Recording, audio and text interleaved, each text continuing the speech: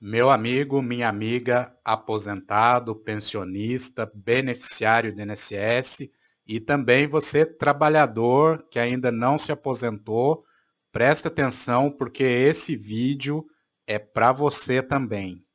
Enquanto outros canais por aí na internet gostam de ficar te iludindo com contos da carochinha, com contos de encantamento, eu, Vinícius Novaes, reafirmo o meu compromisso de te trazer aqui a verdade, a realidade dos fatos, por mais dura que seja.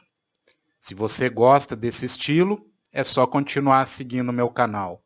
Se você não gosta, é um direito seu de seguir, de acreditar em quem você quiser.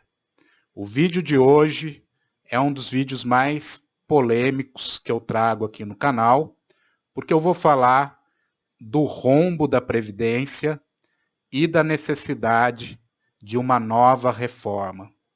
Estamos falando também da sustentabilidade do regime. Porque olha só, gente, não adianta nada eu vir aqui e falar para vocês que sou a favor da aprovação do PL 4434, por exemplo, que reajusta aí principalmente quem ganha acima de um salário mínimo para a mesma quantidade de salários que ganhava quando se aposentou, sabendo que isso vai custar aí um gasto adicional para a Previdência de cerca de 150 bilhões de reais por ano, quando os especialistas já estão falando de um déficit de 400 bilhões de reais. Saiu aqui, ó, recentemente, dia 1º de abril, né? 1º de abril é conhecido como o Dia da Mentira, mas saiu aqui no editorial do jornal O Globo: desequilíbrio impõe uma nova reforma da Previdência. Eu vou explicar um pouco esses números para você entender a seriedade, a gravidade do que a gente está falando. Porque a gente está falando da capacidade do INSS continuar honrando os compromissos, continuar te pagando em dia, você que é aposentado e pensionista, e também que o seu filho, que o seu neto, um dia consigam se aposentar. A gente está falando do futuro e do presente, do equilíbrio do regime. Essa é uma discussão séria, uma discussão profunda. Não admite demagogia, não admite populismo, e é uma discussão no mundo inteiro, não é só no Brasil. Porque isso não envolve, ao contrário do que muita gente pensa, só questões políticas locais brasileiras. Isso envolve questões, por exemplo, como a taxa de natalidade. Ah, Vinícius, o que é como expectativa de vida? Ah, Vinícius, o que isso tem a ver com previdência, natalidade, expectativa de vida? Com as pessoas vivendo cada vez mais, elas recebem os benefícios por mais tempo. Com a taxa de natalidade mais baixa, são menos trabalhadores ativos para sustentar os inativos. E eu digo sustentar não no regime, não no sentido pejorativo, no sentido negativo, mas no sentido de te explicar como o regime funciona, que é um regime de repartição simples, onde os trabalhadores ativos, quer dizer, quem está trabalhando, é que paga os inativos. Não é um regime previdenciário, por exemplo, igual à previdência privada, individualizado, onde o sujeito contribui com X, futuramente ele recebe X mais os rendimentos. Não é assim que funciona o INSS. É um sistema que quem está trabalhando hoje, contribuindo hoje, sustenta os aposentados. E essa proporção, só para você ter uma ideia, que já foi lá atrás, de mais de 6 trabalhadores ativos para um inativo, hoje está indo a 1 por 1. Se ficar menos do que isso, menos do que 1 por 1, o regime quebra. o regime não se sustenta. Por isso que eu sou responsável aqui de não te iludir com teses falsas, né, com projetos populistas, como esse PL 4434, por exemplo, que é uma proposta completamente inviável. Eu já discuti ela aqui em um outro vídeo. Ela é irresponsável tanto do ponto de vista fiscal quanto do ponto de vista legal, porque ela é inconstitucional e eu mostrei para vocês. Quem quiser, depois vou deixar o card na descrição, tá bom? Mas hoje eu quero falar desse desequilíbrio da Previdência, o que está acontecendo com a Previdência Social no Brasil, para você saber o que esperar do futuro. E para você parar de se iludir com esse tipo de coisa, ó, PL 4434 pode ser aprovado em 2023. Foi aprovado? Acho que não, né? Você parar de se iludir com esse tipo de coisa. O governo, olha, ele não tem dinheiro sequer para cumprir a promessa do Lula de zerar a fila do INSS. Carlos Lupe, quem não conhece, olha, tá aí a foto dele na tela, ele é o ministro da Previdência Social. O INSS é vinculado ao Ministério da Previdência Social. Quando ele assumiu, ele prometeu zerar a fila do INSS, porque tem mais de 1,5 milhão de pessoas com aquela situação lá em análise, né? Que ainda não teve resposta do pedido. Carlos Lupe prometeu zerar essa fila. Porém, um dos motivos que essa promessa não foi cumprida, sabe por quê? Falta de dinheiro, olha. Falta de dinheiro. O orçamento da isso o próprio ministro admitiu, olha. Segundo Carlos Lupe, o orçamento da Previdência prevê um crescimento de aposentadorias no ano. A gente está falando 2023. Mas não cobre quem já está na fila. Quer dizer, o INSS não teria dinheiro nem para pagar todos os pedidos de aposentadoria de quem está na fila esperando. Nem para isso teria dinheiro, porque não está previsto no orçamento da Previdência. Agora, você acha que teria dinheiro para pagar um projeto populista como esse daqui? Óbvio que não. Muito pelo contrário. Os especialistas estão apontando um desequilíbrio cada vez mais grave na Previdência Social brasileira e apontando a necessidade de uma nova reforma.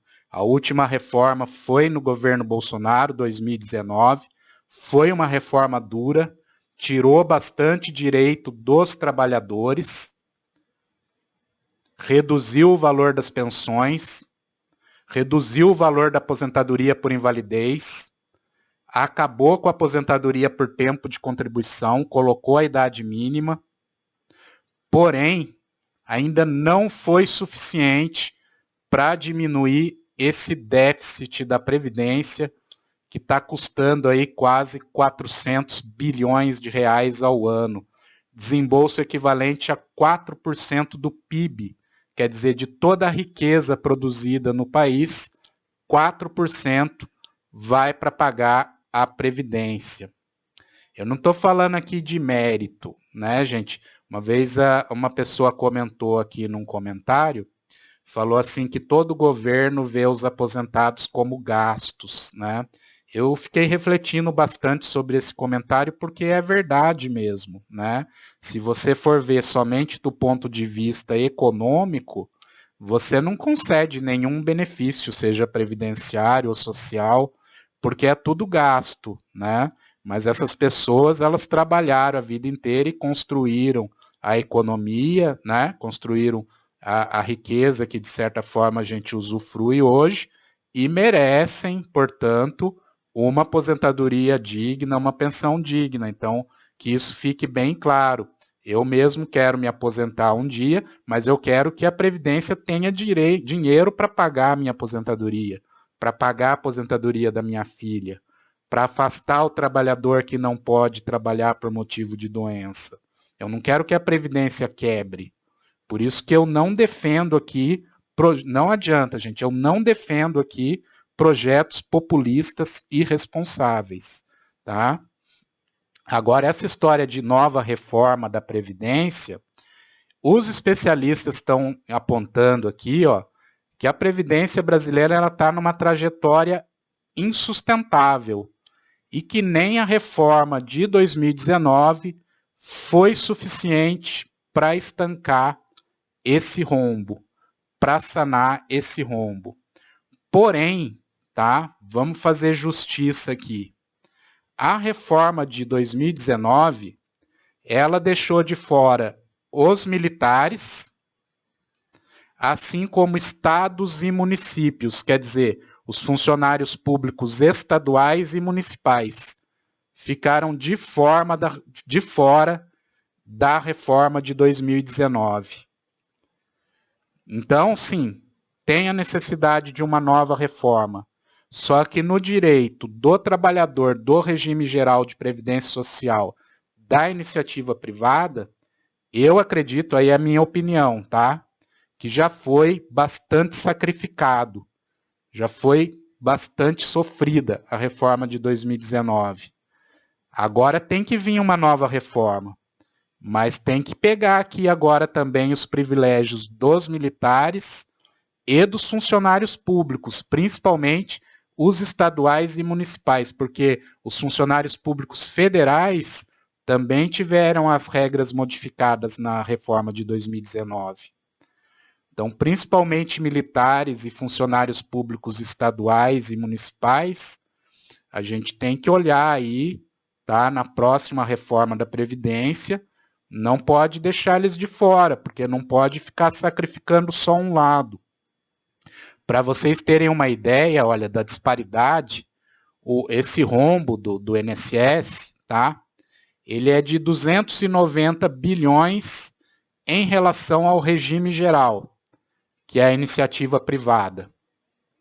Só que o INSS, tá?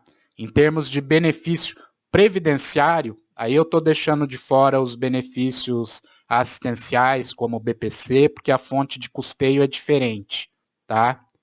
Então, o INSS, em benefícios previdenciários, presta atenção, olha, ele paga 28 milhões de benefícios, 28 milhões de pessoas. E o rombo, prejuízo, assim, não é o que gasta em benefício, mas é a diferença entre o que arrecada e o que gasta, entendeu? Então é a diferença, se arrecada 100 e gasta 200, o déficit é 100, tá?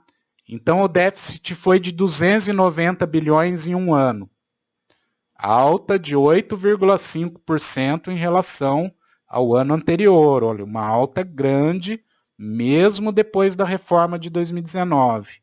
Mas o que eu quero chamar a atenção é isso daqui, ó. 290 bilhões para 28 milhões de pessoas. O RPPS, que é o regime próprio, que é o dos servidores públicos, principalmente aqui, ó, também dos militares, tá? Ele teve um prejuízo de 104 bilhões. Só que ele paga 1 milhão de beneficiários. Percebeu a diferença? INSS paga 28 milhões de pessoas e teve um déficit de 290. O regime próprio paga só 1 milhão e teve um déficit de 100 bilhões. Quer dizer, aonde você acha que tem que mexer mais? Aí sim, aí eu vou falar a verdade para vocês. Tem que mexer aqui, ó, no regime próprio, tá? Que venha a próxima reforma, mas que ela seja dura e dirigida aonde for necessário, ou seja, nos militares e nos funcionários públicos. Concorda comigo ou não? Deixe sua opinião aí nos comentários. Um forte abraço, fique com Deus e até o próximo vídeo.